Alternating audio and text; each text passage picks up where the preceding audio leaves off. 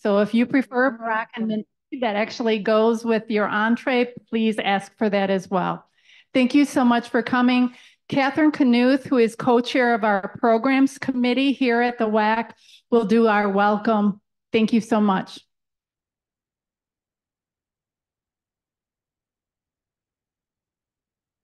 Thank you, Mary. On behalf of the Women's Athletic Club, welcome to our program today. I'm Catherine Knuth, co-chair of the WAC Programs Committee, along with my co-chair, Liz Crampton. As we did last year, on the first Friday in February, we are celebrating Black History Month with a special program, this year honoring the powerful heritage of women out of Africa. Our speakers today are Dr. Foreman Bandama from the Field Museum and Shoma Roy, who is a WAC member and founder of the Nourishment Projects, an educational not-for-profit encouraging participants to recognize the beauty of this world so that we may acknowledge it in others, in unexpected places, and within ourselves. Please join me today in giving Shoma and Dr. Bandama a warm WAC welcome. Thank you.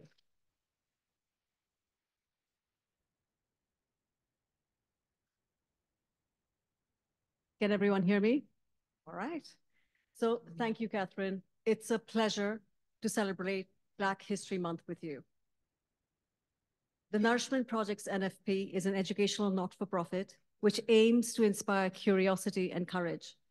The most powerful motivation to learn something is curiosity. So if you're curious about how to address the looming problem of waste management, if you're curious about issues dealing with age and sexuality, if you're curious about environmental and social justice, about identity issues, then let these motivate you to be critically engaged with this presentation on Africa, a most appropriate topic when celebrating Black History Month. Dressed in a form that is beauty, in a color that is life, I grew up in her shadows. These lines from the poem by Leopold Senghor, poet and a former president of Senegal, presents Africa as a beautiful woman, and power is beautiful. To accomplish anything, you need power, and truth, which is the most powerful beauty, starts our narrative. So approach everything that you encounter, even today, with curiosity. Is this true? No. Regardless that it's published by the Forbes. For example, Harris Theater, Chicago's successful performing venue, is led by President Lori Diamond. Thank you for being here. And her entire board is comprised of women. So this nonsense about women not being interested in leadership roles has not been historically true either. For here is the Egyptian Queen Hatshepsut from almost 3,500 years ago. So to answer the question, do women aspire to leadership roles? She, as you can read, aspired to the leadership role of godhood. So yeah, she was quite destined to be a leader. So again, please approach everything with a sense of curiosity, including this event. At the end of the afternoon, please judge, was this time investment that you have made, did we approach it with respect? So in that context, how should you be judging today's presentation? How do you measure success of this presentation? By the element of surprise. That's it. Have at least one moment where you felt, oh, I didn't think of that before, something new. That itself would be enough for you to give us your time. So this expanding of your perspectives is the measure of success of this presentation. So for example, as far as surprises are concerned, scientists, mostly men previously, were once sure that the bee colonies were led by a king bee. The scientists were wrong. And when they realized their mistaken assumptions, they let go of these false beliefs. And throughout it all, the queen bee didn't care what the men thought. And she simply continued buzzing with power, creating her community. And what a beautiful community. Doesn't that look like a flower? And the queen bee was the leader.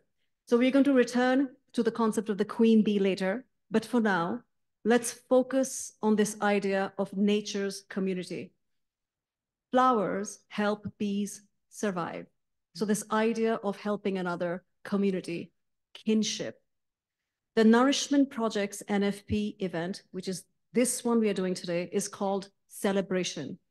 It is one of our 6 distinct offerings, and celebration fosters kinship. Our celebrating Black history together itself, this is a living experience of community. Kinship, which to me is the sense of caring about another, is at the heart of civic leadership. So unless education promotes caring, to value something, to value another, the successive generation will simply, proverbially, pave paradise to put up a parking lot. And that paradise might be your museums, your ballets, your nature reserves, all of it. They must be taught to care. So curiosity, we feel, nurtures care. So regarding ageism, identity, and sustainability, I hope your perspectives on these issues are expanded after today's presentation. Just simply be curious and surprise your own assumptions. That would be a success by itself. Starting with the assumption, the size of Africa. The continent engulfs the collective landmass of China, United States, India, most of Europe, Japan, England, to name a few. And Africa is much more than safari playground. First and foremost, almost half of it is arid. In fact, the term Sahel means coast. So this coast of grasslands, the savanna, which is the Sahel, buffers the sandy waves that is North Africa. And Africa is bewilderingly diverse. It's geographically diverse from the moistureless north to the verdant south. And there's also regional diversity. These are North African women, as are these surfers. The Namibian of the Himba tribe, and these are Namibian women as well. Here is a South African singer, Tyla. Most of the high school students here will know Water. Here is another South African, Charlize Theron. Hers was the face for the campaign for Christian Dior. Look at that beauty, the beauty of metallurgy. Because be curious, what does this remind you of? If you look at it, that necklace, don't the rings remind you of the Benin bronzes?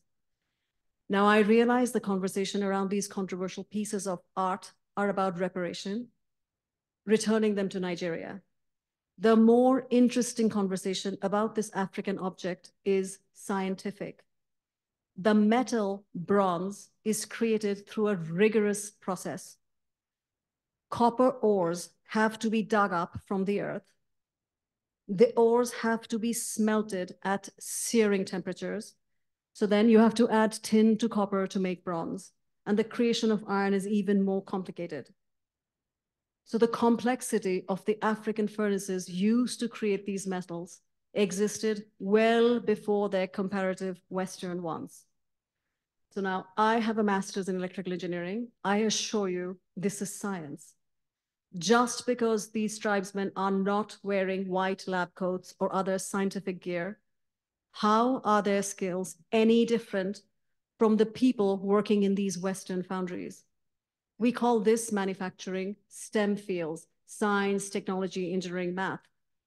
Those indigenous Africans were scientists as well, by the same measure. The preciseness of the fire temperature, the time, the creation process, all of that is pure science. So when I now see a metal object from those previous times, from just about anywhere in the world, I realize how many people got singed creating this object. You know, I marvel at the beauty of courage that they had to persevere despite not having gloves or protective goggles or anything of the sort. These objects, all objects made of materials from the earth, are alive with power. They deserve to be valued, not tossed aside for some superficial product upgrade. The mentality that promotes product upgrades without considering the waste generated, that mentality also upgrades people, discarding people whom they no longer deem valuable. Objects and people deserve to be valued, treasured, and not tossed aside. Here is an African spiritual leader blessing the beginning of the mining process. And that made me curious about the objects that are ultimately created from the metals that are mined here.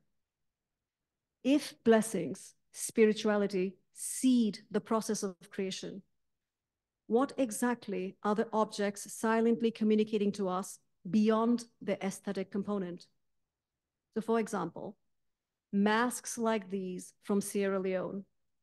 Yes, the museum label informs us that these masks were worn by female.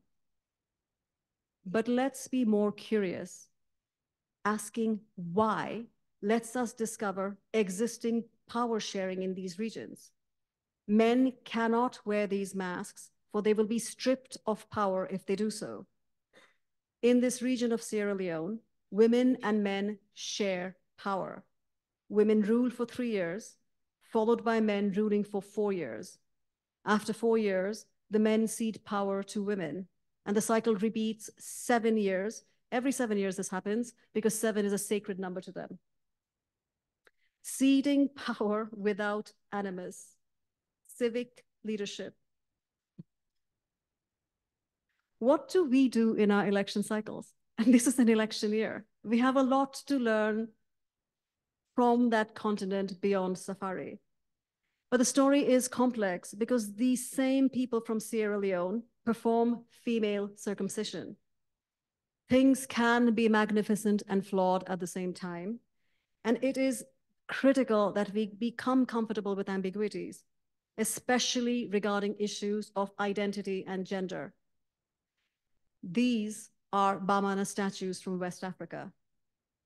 Curiosity opened my eyes to the gendering of creativity itself. Gender as a masculine and feminine spirit, not physical form. So they assume gender as spirit. So regarding the issues of identity, of personhood that populate our current headlines, the etymology of person is a Latin word personae, which means mask. Those familiar with my presentation style, and I believe some of you are, you must know that I approach everything with academic rigor. Everything presented today is triangulated research, and it includes the work of Dr. Vorderstrasse from the Institute for the Study of Ancient Cultures, formerly known as the Oriental Institute. Working with her is privileged pleasure. We approach these subjects very carefully. Just as the mining process commenced with spirituality, the artist's persona, his gendered spiritual persona, is infused in the process of creating ritual objects. Male sculptors are feminized, not castrated. So the male form of the sculptor takes feminine spirit when giving birth, creating the object. No static dichotomies of men, women. The idea is to approach and welcome what it means to be fully human. It is important that we approach these objects correctly, give them their voice back, and with respectful curiosity, try to realize what they are trying to communicate. And that is how I approached Field Museum's Dr. Bandama, a collaborator of the Nourishment Project's NFP. The approach was really simple. Here is what I've discovered and I'm fascinated by. Please help me and in turn help us realize the real beauty, the truth of the story of Africa, because it is out of my grasp, because I am not from there. And if you think about it, Africa, the continent, has 54 countries. And yes, The poem extols. She is physically beautiful. That she is, undeniably so. But let's please go beyond this low-hanging fruit of mere physical beauty, where truly lies the real power of this paradise. What will be the most powerful narrative? And as we are presenting at the Women's Athletic Club, the narrative is the power of women from the viewpoints of technology, politics, and innovation. The narrative pivots around power. And if I were to ask you, name a powerful empire, many, and I'm assuming some of you will mention the Roman Empire. The Roman Empire in reality was a regional power until Rome captured Egypt. The arrow points to the Nile River. Look how beautiful our planet is. The wealth of the Nile enriched the Roman Republic. The Roman got used to spending power, and they demonstrated wealth through conspicuous consumption. I'm sure they had their versions of Prada and Gucci and Cucinelli. We all do. Their desire for luxury fueled the trade routes that are known as the Silk Roads. You know, this is much more fun if you keep eating. I assure you. Please do. The Silk Roads, Marco Polo, and all of that happened only after Rome captured the wealth of the African country, Egypt. Augustus Caesar had bragged, "I found Rome in bricks and left her in marble." Along with wearing wealth, like things like silks and jewels, constructing huge buildings and monuments demonstrate power.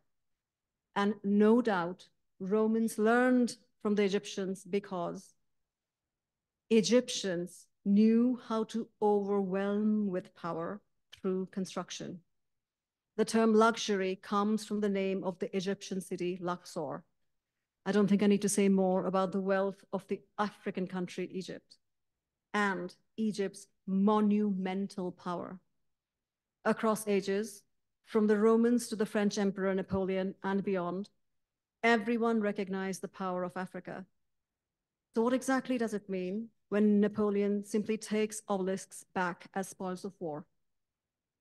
You rob the heart of a culture when you take her monuments and other treasures. Imagine some oligarch taking the Big Ben from London, for he or she just liked the chime of the Westminster Abbey. How would the Britishers feel if that happened with their own monuments? Attitudes towards reparation by one who has never been robbed are often ill-informed. These monuments were commissioned by the previously mentioned queen, the Egyptian queen Hatshepsut. Look at her mortuary temple. That woman is declaring the eternal, beautiful truth. Size matters. So when one sees the power of this magnitude, be alert. Approach correctly with infinite care. No pussycat she, Queen Hatshepsut's proverbial spirit animal is a lion. She's declaring clearly, "I have the power to effortlessly rip you to pieces." That is exactly what this is communicating. This Egyptian powerhouse, Queen Hatshepsut, signals, "I am power. Approach me correctly." So what does it mean then when the symbol of the lion is stood upon, as shown in these Nubian structures? So Nubia is present-day Sudan, south of Egypt. What is being shown is Prince Natakamani standing above a lion. The real power in this case is on the right, his mother, Kandake Aminatoré, with the lion at her feet as well. I hope you can see it, it's on the right-hand side. So the term Kandakes are Nubian queens who ruled in their own rights, not as regents for their sons or their husbands. Nubia, shown here on the southern region, if you see on the bottom of this marker on the bottom, was a rival of Egypt. Nubian pyramids are lean compared to the ones from Egypt, and Nubia was awash in gold. The power of this golden beauty lured the Roman Emperor Augustus. He needed Nubian gold to pay for his marbled Rome. So, Dr. Bandama, how did the African queens deal with the Roman boys who tried to steal from them? Or more generally, how did these African women pave their pathways to power? Won't you please help me welcome Field Museum's Dr. Foreman Bandama.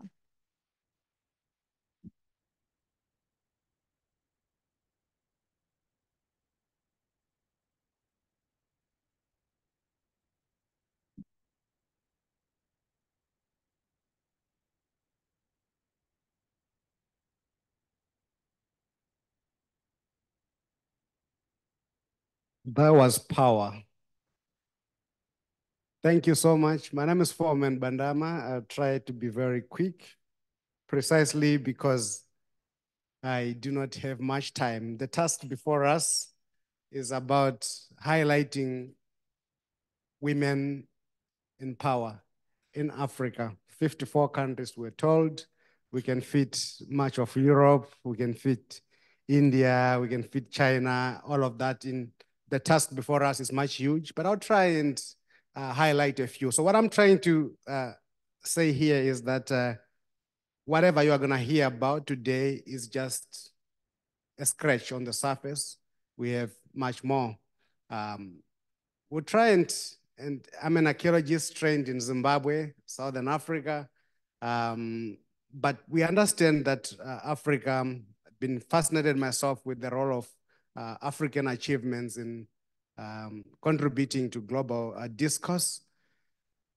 I do not have a lot of depth in terms of understanding what's happening in other parts of the continent, but we have enough research to at least know that much of Africa, going back in time before colonial times, had a lot of women power expressed throughout. And this applies to the north, to the east, to the south, to the west, and even the central. So we'll try and pick a few examples from the north, a few examples from the east, west, and central, just to highlight this point. Let's start with what is familiar. We have already heard about the awesome Queen Hatshepsut.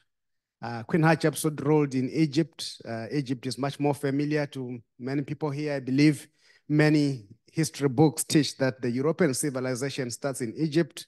I have no idea how that started, but clearly we can see that Egypt is in Africa.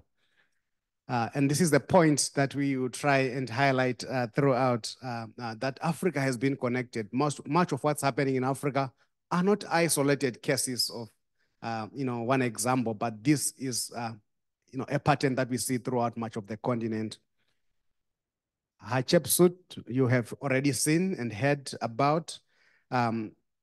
Throughout much of Egypt, we would realize that very few female rulers ruled. Before Hatshepsut, there were at least two others.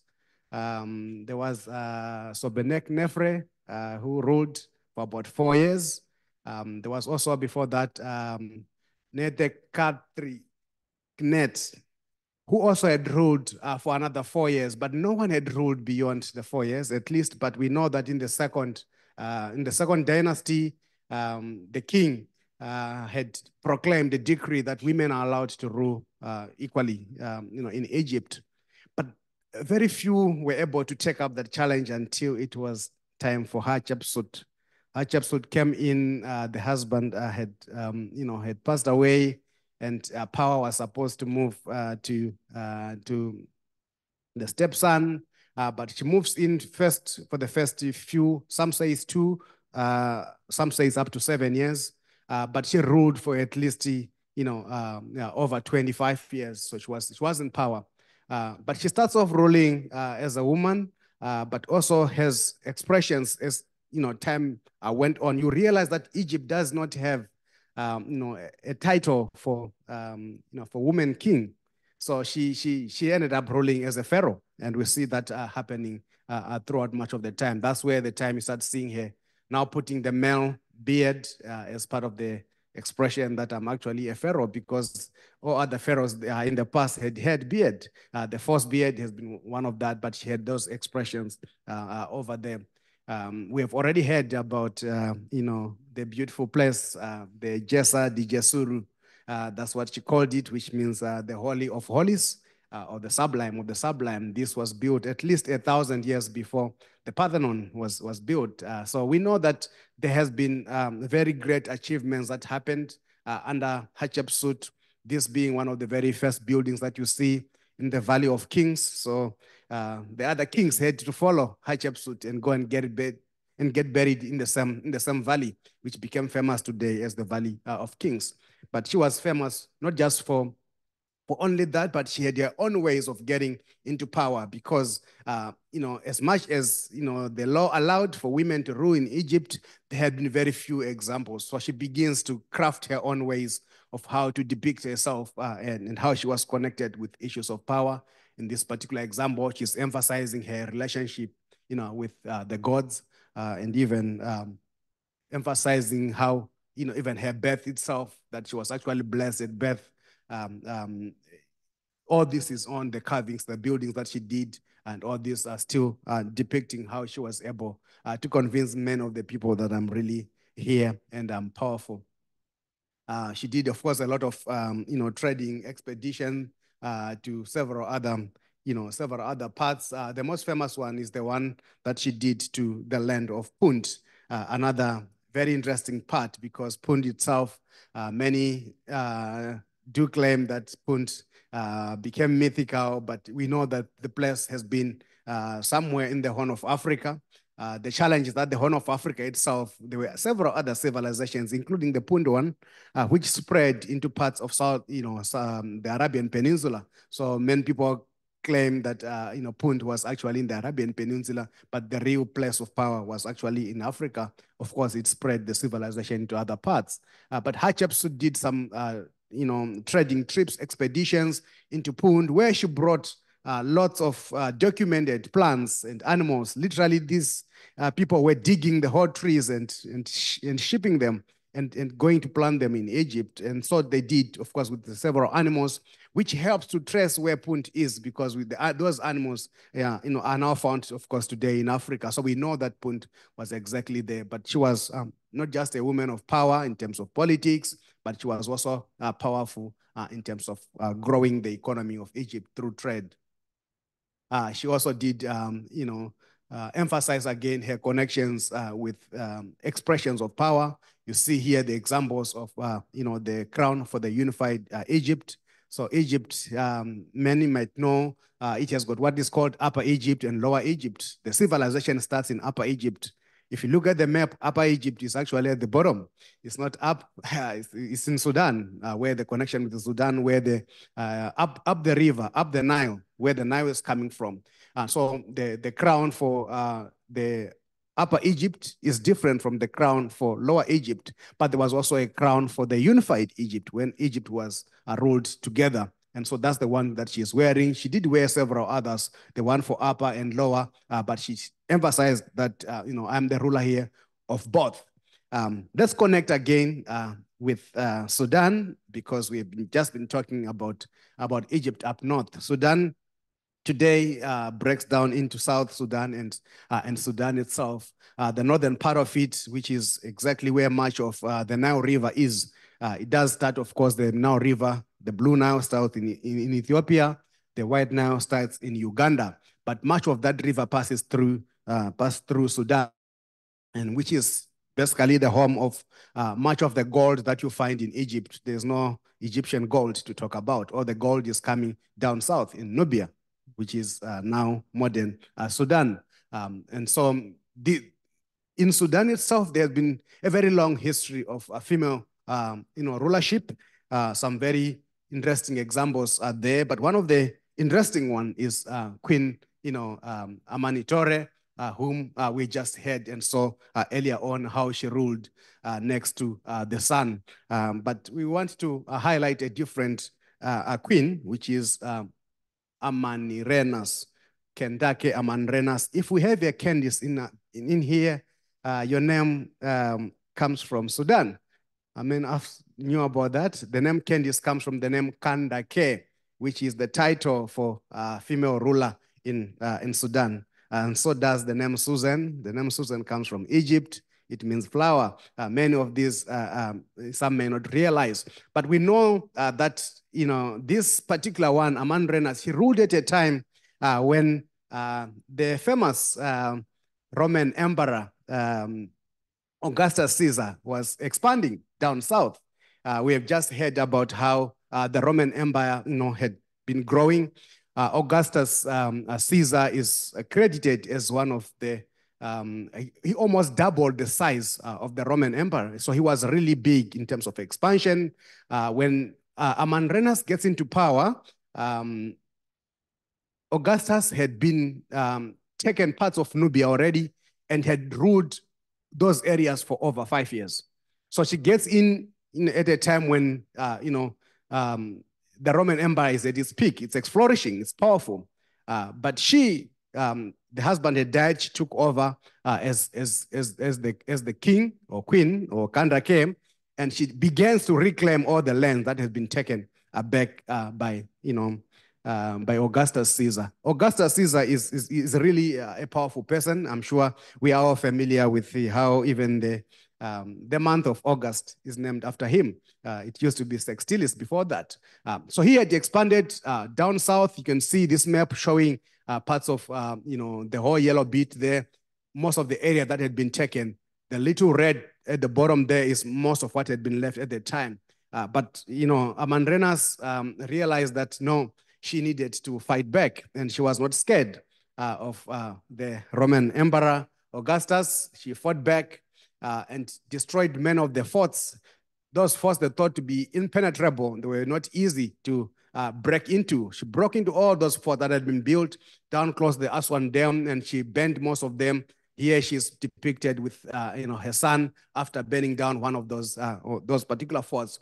But in one of those trips, she took with lots of the Roman emperors' statues that had been built throughout much of the area that they had taken. She took, this is an example of one, or at least one of the one that she kept, the head of the Roman emperor himself, Augustus Caesar. She took that with and went and buried it under her temple in Sudan.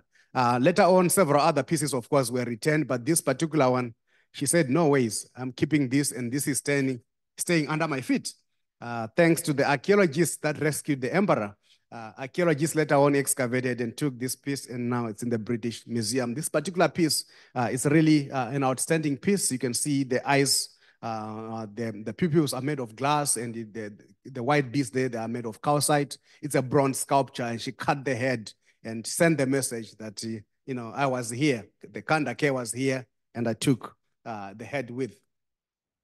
They fought for at least 5 years with, with the Roman emperor until after 5 years, they had to come to a standstill. And she sent these arrows. She said, I'm here and I'm ready to negotiate. If you are ready to negotiate, take the arrows. If you don't want to negotiate, still take them because you will need them. And the treaty that they signed afterwards was very much favorable. The Roman Empire withdrew from much of the area they had taken. They opened. They were now no longer supposed to pay any tribute. They were coming and they were actually buying the gold instead of them having to pay tribute. So she freed much of Nubia against one of the most powerful empires on the planet, at least at the time. So we see the power there that she was able to wield. And this is the map highlighting the areas that she was able to take back after, that treaty, which is the lower part that you're seeing over there. So there was the power of Queen, Amanrenas. She wasn't only famous for that. She also did a lot of innovations. In this particular example, we see hair stiller, one of the very longest, just that is cut at the bottom here, the longest writing in Meroitic script, which is the bottom part there. Meroitic script is when they were now changing from the glyphs and now beginning to write in almost close to what you are familiar with. Much of the Meroitic script is not yet decoded, but there's enough that has been decoded at least to read some of that. So her name is clearly written there, and some of her victories are all highlighted, over there. So yes, she had lots of innovations to do with writing. This is the example of the Meroitic script, some of the writing that are there. Several of these inscriptions, they are also found there. She's found here in another one here herself, as well as her son is also depicted in this particular one. She also had, I'm sure if many people had seen this without being told that it's not Egyptian, they would get lost. So this is one other example. You can see her crown as well, which is also trying to show, and she's emphasizing that component that also ruled parts of Egypt. So let's move down to the central western part and talk about a different ruler, this time in the name of Queen Nzinga. The Portuguese, when they approached, then Angola, not now what we call Angola, but then it wasn't called Angola. This is somewhat what they were able to see is what you see on top there. Today it looks like this. Of course, it's improved. It's much more different. But during that time, there was a ruling, a queen at the time, the ruler of Ndongo. Ndongo, as you can see at the time when this queen took over, Queen Nzinga, it was very tiny. That's the green part that you're seeing here, being sandwiched by Matamba to the northwest, and to the Portuguese to the west. Up north again was the Dutch, which you will see much later on. Today, she's celebrated with this big statue that you can see today. Part of that because there is not enough writing in African languages to document most of her story. But the Portuguese were careful enough to record most of what they encountered, because we know that she faced one of the biggest challenges, because she's also facing again growing at a time when the Portuguese are expanding, and they have just identified one of the most lucrative trade objects that they got from Africa, the slaves. And so they were doing slave hunting, and because of where Ndongo was positioned, they could not avoid marching through Ndongo. And they had already taken many parts of that when her father, who used to rule at the time, passed away. Many of the Ndongo, land has been taken by the Portuguese. She was supposed to, as the elder daughter, she thought she was in line to take over, but the brother said, no ways, I'm not going to allow you. So she had a younger brother who did a lot of horrific things just to block her from getting into power. But we'll see much later on how she was able to actually get into power. One of the horrific things that the brother did was to get her sterilized. So she had already had one son at the time. The brother killed the son and get her sterilized, her and the young sister. They poured boiling oils and other herbs on top of her just to literally fry her ovaries. So she, in the later part of her years, she wasn't able to give birth, but she became much stronger. So 2 years into the leadership of the young brother realized that he was not able to deal with the Portuguese. So he goes on to ask for the sister who had run away to Matamba to come and help as the negotiator. So she's sent as a negotiator on behalf of the king to go and negotiate with the Portuguese. But she asked for 2 demands before going there. She said, I have to go there as a king. I cannot go and negotiate as a representative. I must go as a king. And the brother said, that's okay. And the second thing she said, will you allow me to get baptized? Because I know these Portuguese, one of the main things that they want is to get you baptized. I'm not going to be baptized in reality, but I'm going to do it for the sake of negotiation. But when she gets there, one of the ways in which she highlighted how powerful she was is that she gets there, the Portuguese had set chairs for everyone, mostly male, and there was a mat for her. So she gets there, she's realizing, I'm coming here as king, but I cannot negotiate on the same platform. All of them, they do have chairs. And so she commands one of her, her servants to bend down and be the chair. So the servant becomes the chair. And she sees throughout the negotiation. She had already learned Portuguese at the time. The father had gotten her trained. She was a prolific negotiator. Many of the Portuguese do write that every time she would speak, they would just freeze and don't know how to react. So she took the atmosphere already. She's sitting there and they're like, what just happened? And they could not control her. When she's finished the negotiations, she stands up, takes the knife, and she slits it across this slave that was sitting there. And she says, the king of Ndongo cannot sit on the same chair twice. Imagine the Portuguese are sitting on the same chair every day, and she just has taken this another notch level higher. But she went ahead, of course, and negotiated a very powerful treaty at the time. One of that was that they must destroy all the slave force that they had built. The Portuguese were building this slave force where they would hunt for slaves and bring them and keep them in this place until they're waiting to ship them out. She said, not in my land. She's one of them, she had a very strong stance against slavery. She did not want anyone in her land to be enslaved. So they destroyed most of the slave forts. But before that, of course, she agreed to the baptism, which happened, and she took the name of, the wife and the surname of the husband of the Portuguese, Ana de Souza. That was a forced baptism, of course. It was just a negotiation strand. But we see now that Portuguese slave hunting continued. They broke the terms of that treaty a few years in them. The Dutch also began to expand, and they were also expanding. She began to use her skills to negotiate. So she played the Dutch against the Portuguese, and they actually was able to combine her force with the Dutch, and they went and beat the Portuguese, and she took most of their land.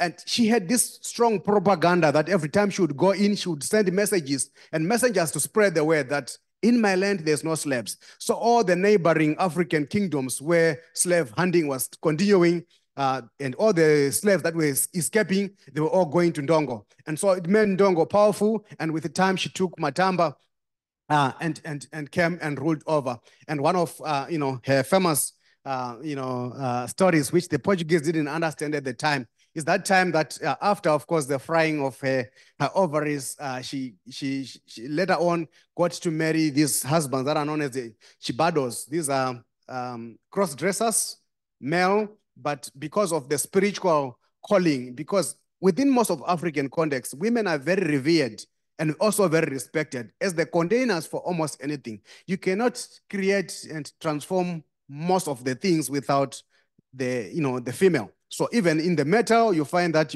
some of the furnaces are constructed with this, female breasts and all sorts of things. So these males, because they are spiritually gifted and they are there to give life and several other things, they dress as women. And of course, the Portuguese, they thought that they were something else. I'm sure this is just an example of some of the Chibados, what they still look like. They still exist today. They dress like women, but they are not women. They still marry, females. In this particular example, we see, Nzinga going to marry them just to get the power and to harvest that power and harness it. So by the time, that she was able to conquer after playing the Dutch and the Portuguese against each other, she regained her empire, and the empire was even much bigger. She went on to rule and died at the age of 80 without being, defeated by the Portuguese. So she stood her ground. Back to West Africa, Nigeria, just another quick highlight. When I talk about Queen Amina of the Zazu or Zaria, which is found in now modern day Nigeria, she came into power at a time when the Zaria was one of the smallest at the time, but also sandwiched by one of the most powerful empires like the Songhai Empire to the north, Kanem Borno again to the northwest. But with the time, she grew and became more powerful. Her father had ruled and died when she was about 16 years. The mother ruled for 20 years after that. The young brother also ruled for 7 years. When the young brother dies, Queen Amina takes power, and she takes over and begins to conquer the neighbors like Kanu and Katsina, and she became very, very powerful at a time when there was long distance trading happening. The Portuguese were careful enough to even record here on the map, the Castelo de Amina in one of the Portuguese maps, 1573, is marked there. Why? Because she had been building these famous and beautiful walls that are still standing today, known as the famous Great Walls of Amina. So yeah, we see other examples of great things happening again in other parts. He introduces, metal armor as well as iron helmets in the military. She herself had trained and was able. She said, no ways, I'm not going to marry who you want, because they tried to force her to marry. She said, no, I do have power enough to choose the man that I want. And that power, and that man also must know that anytime he can be out. So she was that powerful enough, and she had that much freedom to be able to do that. Let's go down to Southern Africa, Zimbabwe, and deal with our very last one, which is, this one is not necessarily a queen, but it is a very powerful leader. The country Zimbabwe today is synonymous with two things. One of that is the site of Great Zimbabwe, which is found in Southern Africa. Many may be familiar with this. It's a civilization that grew in Southern Africa, famous for the dry stone walls. This is an example of one of those, built without any binding mortar. You can literally drive your car on top of those walls. That's how wide they are. They're supposed to be bomb-proof because only one section can drop, and they adjust and find new balance. They are still standing for at least 1,000 years today. But the country is also famous because of this name, Nehanda Nyakasikana. Nehanda was born Charwe Nyakasikana, but the spirit of Nehanda, which inhabited her, is a spirit that comes from one of the former rulers at Great Zimbabwe. When they migrated up north, the ruler realized that one of her firstborn, girl child was spiritually gifted, but the younger brother who was in line to take over did not have that spiritual power. So the father comes with a plan to give the power to this young brother, and he commands the daughter to sleep with the brother so that some of the power can go to the brother, which happened. But in the process, it made her much more powerful. It made the woman even much more powerful, and she became a spirit known as a Mondoro, which is the highest ranking spirit, in Shona culture, next to God. And that spirit was inhabiting Nehanda. So back at the time when we see the British are beginning to colonize Zimbabwe, they get it at a time when Nehanda Charwe, now at age 44, because in Shona culture, women status, it gets elevated as they grow. When you are born, you are considered to be wet. All human beings are wet. The spirits inhabit the dry. So as you grow, you become drier and drier. And once you reach menopause for women, you are even much more drier. So your status gets much, much more elevated. So yeah, if you want to have the best husband on the planet, think of a Zimbabwean, because once you get to your menopause, then you become much more revered. But the name has got a lot of significance to do with that. But she's famous for one of the things that after being captured by the British, when they're about to execute her, she says, "My bones will arise again and lead this nation into victory." By that time, there was no Zimbabwe to talk about. Remember, colonialism created most of the boundaries that we have in Africa. Those nation boundaries are created in Europe. Berlin Conference, they were not there. She begins to see the groupings within what is called Zimbabwe as a nation for the very first time. And she's famous exactly for that. So when this Mondoro spirit has inhabited her, she comes from the water, which is the secretary bed. This is what we see also at Great Zimbabwe, where we've got these soapstone carved beds, a very good examples of the one that you are seeing to the right will be at the Field Museum in a few weeks. But the whole concept there is that these beds, they connect the living with the dead, their spirits. So when the birds are flying up, they're taking messages from here and prayers. And when they're coming back from the ancestors, they're bringing the answers and the replies. And so this is where the whole concept comes in. You can see the crocodile crawling up because that ritual incest that we spoke about happened on top of the crocodile. So we see that objects are not just objects. Objects, they inhabit components of the spirit. Her name also means less, or Handa. Handa means less. The less also connects, it's the boundary between the end and the beginning of other things. We see that happening here on the great stone walls of Great Zimbabwe. You see those lesses being depicted there, and the same is true on these soapstone carved bears that we see over there. This is a photo of her. We want to highlight something very important, which is at the bottom there. You see there's a little stick that is sticking out, a photograph that was taken when she was captured before she was executed for the killing of the white commissioner, which clearly she didn't. But that stick is one of her walking stick. It's one of the most powerful pieces that you can see on that particular photograph. But because it's not always painted in gold, you will not know that this is as powerful and big as it is. But it actually is inhabited with a lot of spirit and a lot of power. And the whole discussion today is to say, can we begin to treat most of the African objects with the respect that they deserve, because the spirit inhabits the vessels? If we have that particular approach, that might help us not to pollute the land and the environment as we do, because I bought this phone. Now I think it's no longer making me happy. I must buy another one to make me happy. But what about the phone?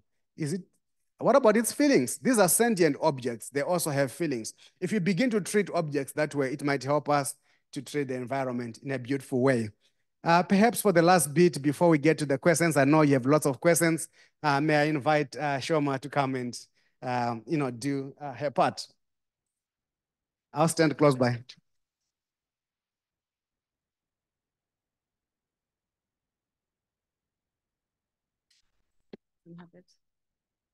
The vessel of the human body contains the spirit, as it was shown before, and the essence of today's narrative about powerful women is contained again by the parameters of technology, politics, and innovation.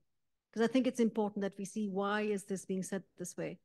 Because the important thing is, if you look at them, because we organize it this way to give examples of women who are shining in these categories, they're all important, but I want to point one that is really resonant with me.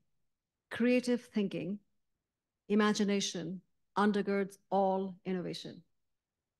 In the case of Nehanda, her imagination was to imagine a nation, to form in her mind and then bring into reality the nation of Zimbabwe. Each of the women from Africa reviewed today had formidable challenges, and they responded courageously and very powerfully. Their choices evidence innate reality, because Nehanda, cloaked in spiritual power, she didn't need to carry a golden stick or needed to wear a crown. She did none of that to signal her sovereignty. I think that's important to know, because one has to hone an eye to recognize when someone with unassailable power stands before you in simplicity. I think that's very important to know. You don't always need a marker. And when you find that person, take great care to approach that person correctly. I think it's very important that the children here learn that. And so each of you, I'm going to take a pause for a second, have a feedback card on your table, and your response is appreciated. There are two questions, one from Dr. Bandama and one from the Nourishment Projects. The second question is from the Nourishment Projects, and it's really mainly a prompt to remind each of you of your own power, because we all have power. A written response to the second question is optional, not required. And so while you look at that, because it's really about empowering another, how are we empowering others? So the Nourishment Projects NFP is proud to share our newest collaboration with the Girls Incorporated of Chicago. And I am delighted that Dr. Mason and her team are here with us and are going to help us celebrate Black history beyond the month of February. High school students from this program will be participating in our leadership development programs. And Dr. Mason, there's an African statement that says, it takes a village. Well, guess what? Your girls are going to have an entire city. Because if you look around, Dr. Mason, your new collaborators are here. You have Field Museum, you have Joffrey Ballet, you have the Newberry, you have the Art Institute, you have Harris Theater, just to name a few. Chicago is a very, very collaborative city, and it'll be wonderful to celebrate Black history with your organization. So thank you for trusting us to do this. I'm very grateful and proud of it. So, I want to give you a quick synopsis what they will be doing, because it ties up why we did this.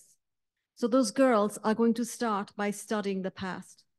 They'll do an in-depth analysis of the women reviewed today that Dr. Bandama shared, one woman from each of the categories of politics, innovation, and technology, because they will study and realize for themselves what were the skills each of these African women needed to succeed despite the challenges that they faced. So for example, Nzinga, as Dr. Bandama said, needed to know Portuguese, because you need to understand your enemy to safeguard your own success. So once the children, and I do call them children, not as a pejorative, I'm a mother. My job is not to sit there and put information in their head. The whole point of education is to give them a balanced, holistic view of life. So of course I see them as children, they're my child. I love the children that we have. That's the reason I call them that. And so these children, they will learn from the past, what do we need to do to be successful? And then from the past, they will go on to study the queen bee from our present time. Queen bee, superstar, Beyonce, because that is what her fans call her. Beyonce and her sister Solange have the same opportunities growing up. They're both singers. But it's important for these children to learn what skills did Beyonce invest, because she's almost $800 million worth. She's a business. No just singing. She's an absolute powerhouse. People like Taylor Swift, they're cute, but they're $1.3 billion. View them as business. There's a huge story to learn from these remarkable women. So the children will learn, what did Beyonce invest in to ensure her pathway of power? Because she had to choose astutely her management team, her legal team, her PR team, her vocal coaches, her physical trainer, her business manager, all of that. Beyonce acquired knowledge through rigor and discipline. I admire those qualities and I want the girls to learn that. And then the girls will individually discover what they think Beyonce and from the past, the women of Africa, used to step into their own power. So we've done past, we've done present, and then we will go into the future. They will prepare for their own future success. They will imagine what success looks like for them. So be it in the fields of art or science, or to raise a happy family. That itself is success. To raise a happy family is a massive success. So I have a daughter, she probably wants to be a TikTok star. So the point is, if you want to be a TikTok star, what do you need? You need marketing, you need promotion, you need to videographer, makeup artist. You need to learn about SEOs of internet. You need to know what platform are you going to use. Whatever that success is for you, step, step, step, walk towards that which you define as success. And that work itself over 9 weeks is the reward. Afterwards, we will celebrate their hard work by taking them to see the opera Aida, which is an opera about an African queen. And as they celebrate, please realize you have been celebrating Africa in ways that may be more subtle today. The West African grain fonio was incorporated into your lunch today. And as Ms. Alessio mentioned, the Moroccan green tea was served to represent North Africa. And as we approach the end, I want to check now, privately. I hope you have been surprised by this presentation, even if for just one item. That would, for me, consider it a success. At the very least, please, I hope you view Africa as much more than Safariland. But that isn't to say that her nature is being dismissed, because she is a beauty. In spring 2025, the second part of this series will view Africa through the lens of botany and trade. Everyone within Nourishment Projects NFP, be it collaborators, participants, or supporters, are an invited guest. We haven't finalized the venue yet. However, it's important to know that flowers like this, Agapanthus africanas, made the Kew Gardens a remarkable success. Those are important to realize. Beauty has massive power, massive economic power. And Africa influenced, just like we said with Aida, this influenced the world of opera. Aida for one, Maya Beer's L'Africaine, and one of my favorite operas, Thais by Massenet. And there's no surprise because French had such a huge influence on the African continent. And the world of art, African masks like this inspired Pablo Picasso. You see that? Reinterpretation is a form of preservation. This textile at the Field Museum inspired the contemporary artist Bettier Sarr. Now, I don't know who Bettier Sarr was. I went to California over the Christmas time and I saw her work at Huntington Botanical Gardens. I'm like, oh, I know who she is. But when I took the photograph, I had no clue who she was. And I simply took it because I love Ellie Cote, costume manager at the Joffrey Ballet. She's a gem. Hi, sweetie. And I thought she'd want to know that everyone in that village had contributed a bit of their hair to create this fabric for the guardian of that community. So the garment essentially cloaks the person with love and the power of kinship. Imagine walking around seething with the power of love. It's a wonderful thing. Surprising enough, the oldest gospels in the world are Ethiopia's Garima Gospels. They are older than the Book of Kells, which is housed at the Trinity College Library in Dublin, Ireland. Now, there's another African proverb. I love this one, and I'm a book lover. Books go to die in a library. Well, take a look at it. It is rather tomb-like, isn't it? Don't touch, don't use, push them aside, seal them like it's in sepulcher. Let it ossify into oblivion because you cannot touch this. Whereas the Garima Gospels in Ethiopia are worn with care, continuously serving its true purpose of grounding people. It is treasured in return for over 2,000 years and will continue to be so. Treating old objects with delicacy, as far as I'm concerned, is condescending. Things weathered with time aren't fragile. Objects and people are magnificently resilient and have a lot to contribute throughout their entire lifetime. And so these beautiful objects from Africa are seeded with spiritual power. If with respectful curiosity, we approach them correctly and listen to what they are silently communicating, we may realize innovative perspectives for problems that plague us now. Thank you all for your time. Thank you to Mary Alessio and all the staff at the Women's Athletic Club for creating such a beautiful event. It's an honor for me to present here, and thank you again, Dr. Bandama. You're fun. And to everyone, I wish you joy. Thank you. Thank you so much. On behalf of the WAC, we're most grateful for enriching us all with your wisdom and grace.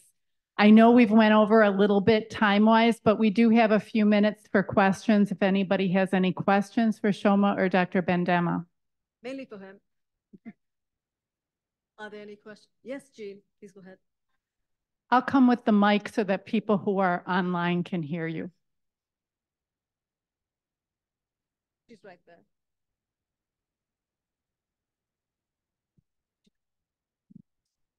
So modern Africa with 54 countries and being carved out, if there wasn't any prior meddling in creating the countries, how would Africa split naturally among, like, with their own boundaries and countries? So most of what we have in Africa have been ethnic groups. But there were also examples of chiefdoms and kingdoms. Some were even bigger than the modern countries. When the Berlin Conference happened, literally the Europeans sat down and decided, I'm gonna take this part, and I'm gonna take this part. They did not consult the local people. So families, brothers were divided. The next day you need your passport to go and see your brother across the river or something like that. So if that did not happen, I think the creation of the modern nation states would have created many more countries than we have now. I think the ones we have now, they're lumping a lot of them, because at the time, there were many that did not share that. But there are also examples, like in this particular one that we saw from Zimbabwe, of local spiritually gifted people crafting and thinking of a nation. Nehanda was able to unite many that were not related at all, for them to believe that they're actually a nation and they can rally behind, and they did and created. So I think there would have been an organic process of creation of nations. Some may have been smaller. In particular one we see, for example, if you go to South Africa, within South Africa, there's a country known as Lesotho. It's just literally one unified identity in that particular part. And they created a nation of their own within that. So there's a lot of those organic processes that would have created many nations than what we currently see in Africa.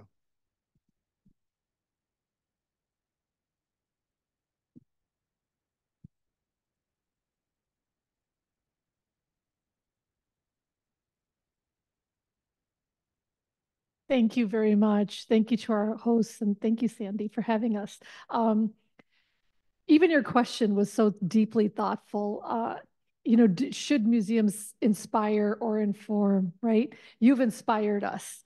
We're going to walk out of here at the beginning of February with a new understanding and appreciation for actually all our heritage and the cradle of our civilizations. What would you want us to say to a friend, a sister, a mother we're going to call after this about Africa and what they should do this month? Well, that's loaded, but I'm sure, yeah, the very first thing is to first of all appreciate that we haven't learned enough about Africa. I stand today, I talk about North and West Africa as if I'm an authority. I am not. Within my own area of study myself, we haven't even finished Great Zimbabwe. There is so much about Africa that is yet to be discovered, that is yet to be learned. I'm sure by the time much of this is now discovered and at least highlighted, it's going to blow our minds off. The depth of, the contribution of Africa, to the global discourse is just unimaginable. So perhaps is to tell our friends and our neighbors and whoever that, we haven't learned enough about Africa. Let's dig deeper and let's dive. Let's learn more about Africa than we currently appreciate. I agree with that. Everyone, please fill out your feedback cards. You can actually, we have time for one more question, but please fill out your feedback cards, leave them with me or leave them at the podium. Please feel free to enjoy your desserts before you leave. Was there a question over here? It was up here.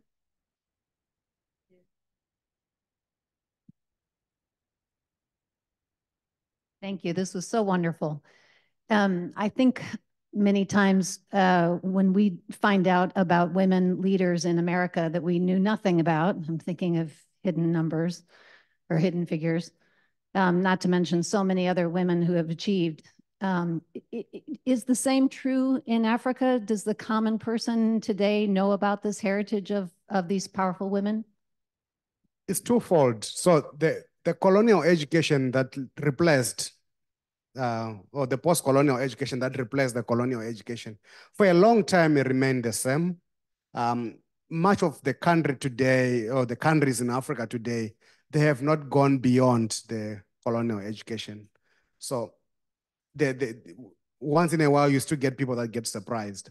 But it depends on where the person is coming from. If you grow up within rural areas, for example, you don't get surprised because you see this every day, you experience it every day. Those that were born in the cities and they've never traveled, once in a while they do get surprised, a lot.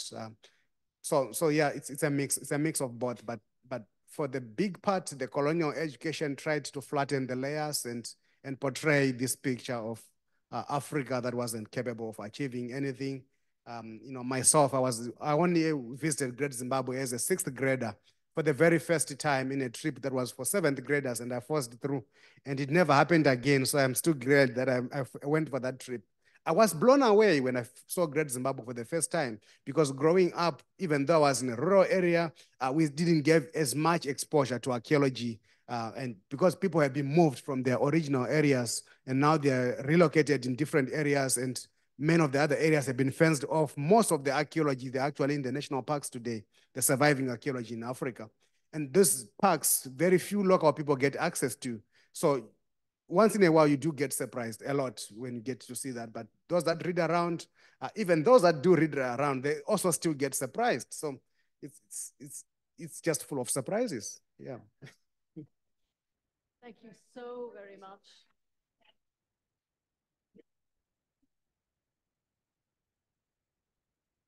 Yes.